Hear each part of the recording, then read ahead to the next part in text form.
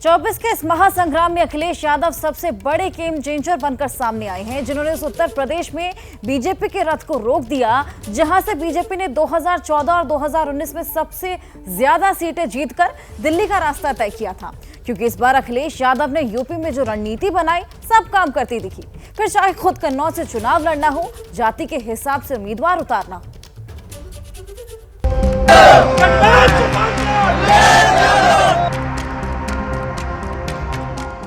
24 की इस रंगशाला में बड़े बड़े योद्धा मैदान में थे, जिनकी साख ही नहीं प्रतिष्ठा भी दांव पर थी। और सबसे ज्यादा नजर समाजवादी पार्टी के मुखिया अखिलेश यादव पर थी, क्योंकि जिस सीट से अखिलेश यादव चुनाव लड़ रहे थे वहां राह आसान नहीं थी, राह में चुनौतियां हजार थी। लेकिन अखिलेश यादव ने कन्नौज को ऐसे साधा कि लगा ही नहीं कोई उनकी टक्कर में, क्योंकि जो सुब्रत पाठक 2019 में बीजेपी के टिकट पर चुनाव जीते थे, वो इस बार समाजवादी पार्टी के पीडीए की आंधी में हवा हो गए। समाजवादी पार्टी जीत के लिए आगे बढ़ रही है और हमें उम्मीद है कि पीडीए ही एनडीए को हराएगा।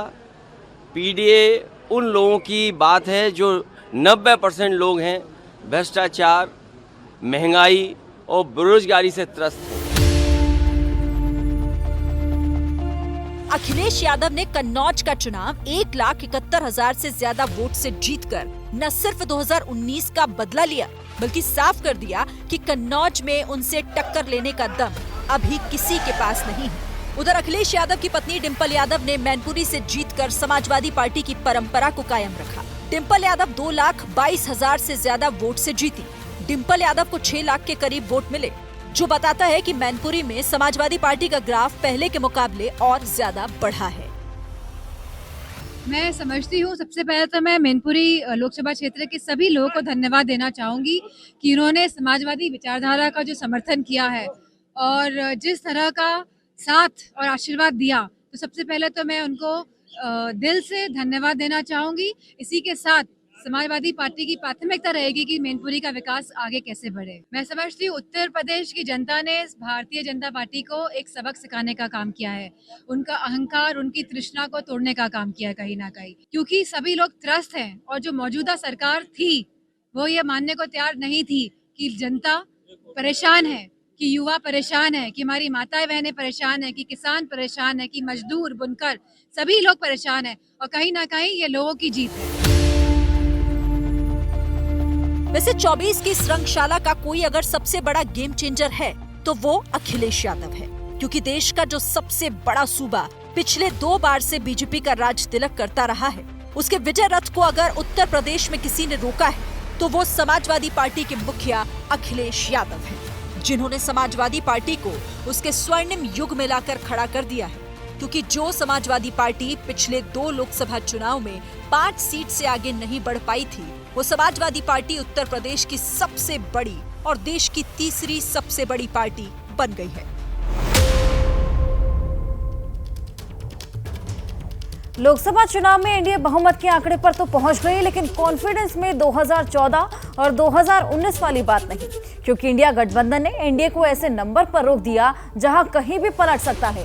लेकिन इस खेल जिसने ओपन रखा है उसका नाम है राहुल गांधी, जो रायबरेली और वायनाड दोनों सीट से बड़े मार्जिन से चुनाव जीते हैं। नफरत के बाजार में मोहब्बत की दुकान खोल रहा हूं। खटाखट खटाखट खटाखट खटाखट आता रहेगा।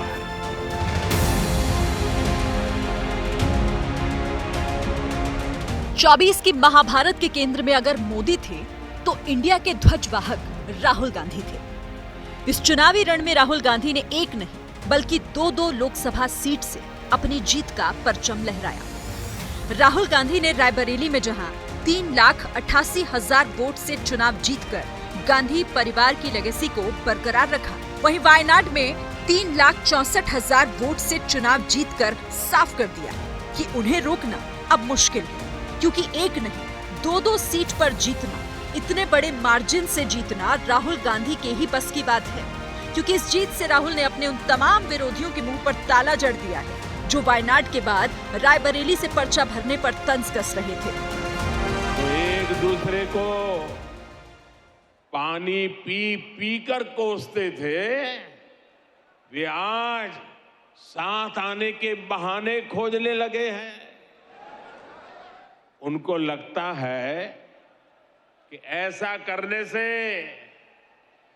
वे मोदी को डरा पाएंगे, मोदी को डिगा पाएंगे। नरेंद्र मोदी, योगी आदित्यनाथ जी का विशेष आभार व्यक्त करती हूं कि 5 वर्षों के अल्प समय में 30 वर्षों के कामों को पूरा किया मोदी योगी सरकार ने।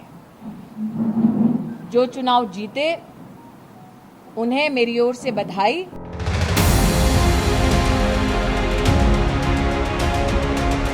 इंडिया गठबंधन भले ही बहुमत से दूर हो, लेकिन उन्हें यहां तक पहुंचाने में राहुल गांधी का बड़ा योगदान है। प्रधानमंत्री मोदी और गृह मंत्री अमित शाह के बाद अगर किसी ने सबसे ज्यादा रैली की तो वो राहुल गांधी ही थे।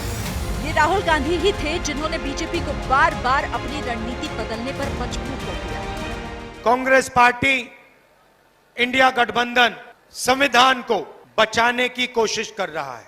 पिछड़ों को, दलितों को, आदिवासियों को, गरीब जनरल कास्ट के लोगों को जो भी कुछ मिला है इस किताब के कारण मिला है। प्रधानमंत्री ने, अमित शाह ने और उनके अलग अलग एमपीज ने मन बना लिया है कि अगर वो चुनाव जीतेंगे तो वो इस किताब को फाड़ के फेंक देंगे। राहुल गांधी अपने सामर्थ्य से इंडिया गठबंधन को ऐसी स्थिति में ले आए जहां उन्हें कोई भी चूका हुआ नहीं मान सकता, क्योंकि खेल अभी खत्म नहीं हुआ है। पत्ता कभी भी पलट सकता है। जैसे ही घड़ी का काटा दोपहर 2:30 पे आए, बबीता जी का दिल सास बहू साजिश के लिए मचल जाए। और ये है इनकी बहू, पूरे दिन ऑफिस की टेंशन हो जाए गॉन जब ये करें अपना फेवरेट शो फ्री टाइम पे ऑन। इनकी तरह आप भी देखिए अपना फेवरेट शो अपने टाइम पर और डाउनलोड कीजिए एबीपी लाइव ऐप अपने स्मार्ट टीवी पर।